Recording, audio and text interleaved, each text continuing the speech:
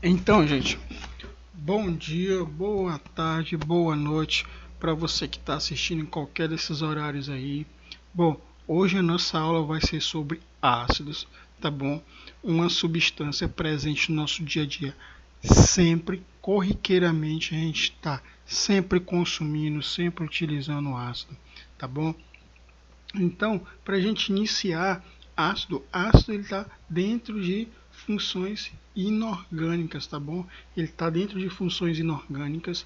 Então, funções inorgânicas, gente, é um conjunto de substâncias, tá? Com propriedades químicas semelhantes, denominada como propriedades funcionais. Então, ácido está dentro dessas propriedades funcionais. Ele tem propriedades semelhantes com as bases, que também são funções inorgânicas, com os óxidos, com sais, tá bom? Então, todas essas funções inorgânicas têm propriedades semelhantes porque elas estão inclusas dentro de funções inorgânicas. E essas funções inorgânicas, nós também temos as substâncias orgânicas que estão lá dentro de funções orgânicas, que são aquelas que contêm carbono, tá? São aquelas que contêm carbono.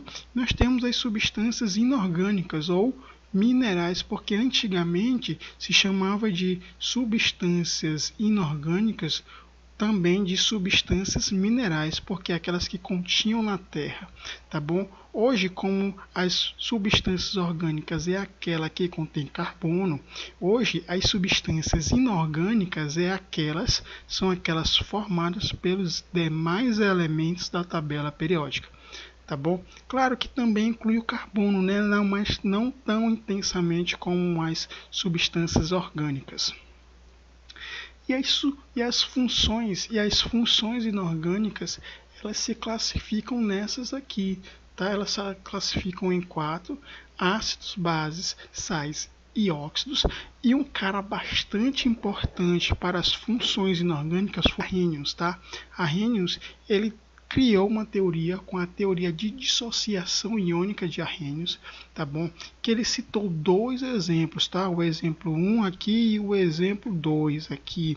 E o que diferencia esses dois de uma forma bem rápida é que em um aqui, ó, tem a presença de uma substância não eletrolítica e aqui eu tenho uma substância eletrolítica. No caso aqui de uma substância não eletrolítica é aquela que não permite, que não tem o fluxo de corrente elétrica, tá? Aqui nós temos o açúcar, que é uma sacarose, que ele dissolvido em água é uma molécula neutra. Já aqui o sal de cozinha, que é o NaCl, em água, gente, ele forma íons, tá bom? Ele forma íons. Então, esse aqui ele vai para o polo negativo do filamento, e esse aqui, como é negativo, ele vai para o polo positivo. E aqui eu tenho a criação da corrente elétrica nesse sentido, tá? Sempre do lado negativo, tá bom? E a lâmpada acaba se acendendo porque aqui eu criei o que? Uma diferença de potencial, tá bom? Então aqui, ó, a teoria de dissociação iônica de Arrhenius se baseia aqui em estudar aquelas substâncias eletrolíticas, tá bom? Formando assim as soluções eletrolíticas. Aqui eu falei da dissociação porque aqui é um sal. Já em ácidos a gente pode, por exemplo, botar bem aqui no exemplo 3 o NaCl. Todo ácido, gente, ele vai se ionizar, tá bom?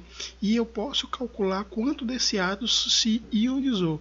Aqui um ácido NaCl, o HCl, aliás, ele em água, ele vai se separar aqui, vai criar cargas, tá bom? Porque uma grande diferença entre de ionização e dissociação é que na dissociação eu vou que separar, tá bom? E na ionização eu vou criar, tá bom?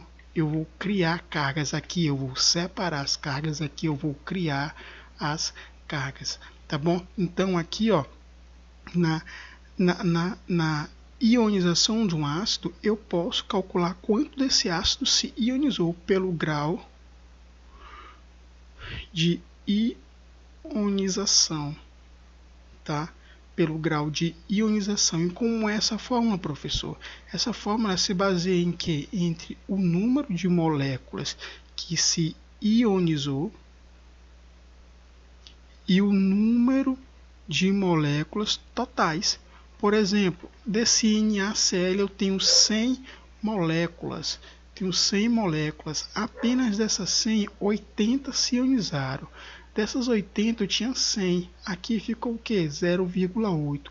Multiplicado por 100, para me dar em porcentagem, eu tenho 80% dessas moléculas, elas se ionizaram. Então são bastante moléculas que se ionizaram. Quem se ionizou? O H+, tá bom? Então 80%, e isso aqui, gente, grau de ionização, a gente vai ver lá nas classificações dos ácidos, tá bom? Em ácido forte, em ácido moderado e ácido fraco, tá bom? Então, ácido, aqui umas características dele, bem rapidinho, ele é incolor, ele tem um cheiro muito forte, ele é asfixiante, ele é azedo, como a gente já provou, né? Então ele é azedo, amargo. Uma característica bastante importante dele é que é um pH menor que 7, o estado líquido dele e o estado físico, aliás, é líquido. Tem alguns sais orgânicos, tá, que é sólido, tá? Tem um ponto de fusão e ponto de ebulição baixo. Ele conduz em corrente elétrica, como a gente já viu, em meio aquoso, e ele reage com alguns metais, como por exemplo o ferro aqui, o magnésio e o zinco, tá? Vindo de umas características bem rápidas, tá bom? Umas características bem rápidas, viu? Então, ácido, eu posso denominar ele tipo, quem denominou essas classificações para as funções inorgânicas? Arrhenius. Então, Arrhenius fala que ácidos são compostos que em solução aquosa, tá, se restringe nisso aqui, em solução aquosa se ionizam, ou seja, criam cargas, produzindo como íons positivos apenas cátions e hidrogênio. Então, o que é que eu posso resumir daqui? Que ácidos são moléculas que produzem H+, tá? Esse H+ aqui, ele é chamado de hidrônio, tá? Ele é chamado de hidrônio. Ele pode ser chamado de hidroxônio também, tá bom? De hidroxônio. É outra nomenclatura que a gente pode chamar ele, tá? E outra forma também que a gente pode escrever ele é dessa forma aqui, ó. É uma forma bem mais complexa, tá? Isso aqui é uma forma bem mais resumida, essa aqui é uma forma bem mais certa de se trabalhar, tá bom? Mas essa aqui em questão de vestibular, em questão de questões em prova, se cai mais é essa aqui, tá? Então aqui, ó, nós temos a presença de alguns ácidos, vocês podem ver aqui em água, tá? Em solução aquosa, do jeito que a Rini falou, libera H+, tá bom? Então todas essas substâncias aqui, ó, são ácidos, por quê? Porque em água se ionizaram, liberaram H+. Tá? E em suas classificações eu posso classificar como os ácidos com uma quantidade de acordo com o número de hidrogênio ionizado. Por exemplo, aqui eu tenho uns monoácidos. Por quê? Monoácido porque na molécula se ionizou e produziu apenas um H+.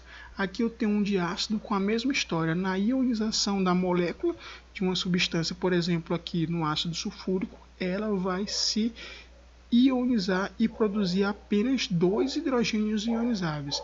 Aqui eu tenho um triácido que na ionização a molécula produz 3 hidrogênios ionizados, como ácido bórico aqui, e o tetraácido aqui que na ionização a molécula produz 4 hidrogênios ionizados. Aqui nós temos o exemplo. Por exemplo, uma curiosidade aqui, a partir do momento em que um ácido, tá? Em um ácido ele libera 2H+, ele já pode ser chamado de um poliácido. Ele já pode ser chamado de um poliácido, porque esse prefixo aqui, ó, vem de vários, tá? Vem de vários. Então, como 2 já é denominado como mais de um, mais de vários, aliás, vários, né, ele já pode ser chamado de um poliácido. Então, quer dizer que todas essas classificações aqui, ó, pode ser chamado de um poliácido, tá bom? Outra classificação que dá é de acordo com a presença ou não de oxigênio na molécula. Por exemplo, aqui um triácido, ele não contém oxigênio. Então, ele não contém oxigênio, tá?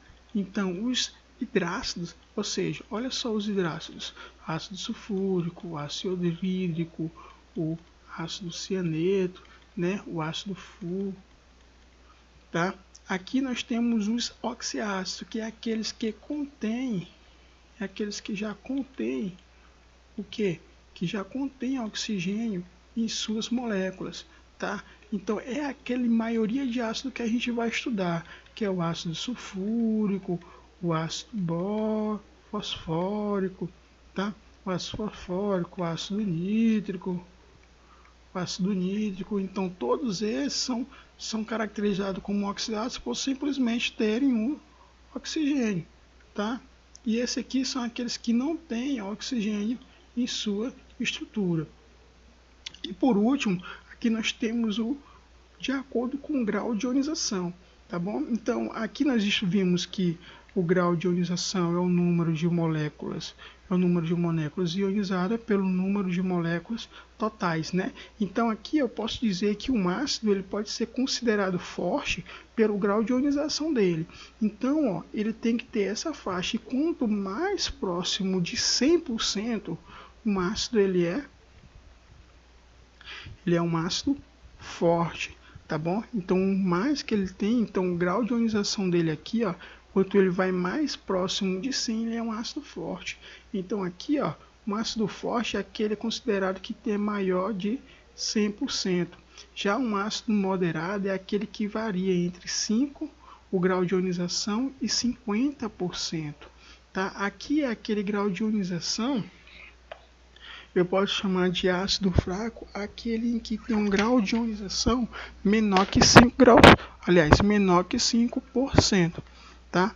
Então aqui, ó, um ácido fraco é aquele que o grau de ionização, poucos daqueles hidrogênios, tá? Poucos daqueles hidrogênios H+, se ionizaram. Então o grau de ionização, gente, tem a ver com certeza pela quantidade de H+ que um ácido liberou. Então se ele liberou muito ácido, então muito H+, aliás, ele é um ácido forte. O grau de ionização dele foi acima de 50%. E aqui, ó, se ele é moderado, está nessa faixa aqui, ele é moderado de H+. Então, se ele liberou a menos que 5%, tá? Menos que 5%, ele pode ser considerado um ácido fraco. Tá bom? Então, gente, a nossa aula de hoje vai ficando por aqui, porque eu quis passar para vocês apenas uma parte introdutória. Após a próxima aula, nós vamos ver a estrutura atômica, aliás, a formulação dos ácidos, e também a gente vai ver a nomenclatura dos ácidos. Tá bom? Então, estudem mais, tá bom? Para a gente seguir mais à frente. Muito obrigado pela atenção de vocês e até a próxima.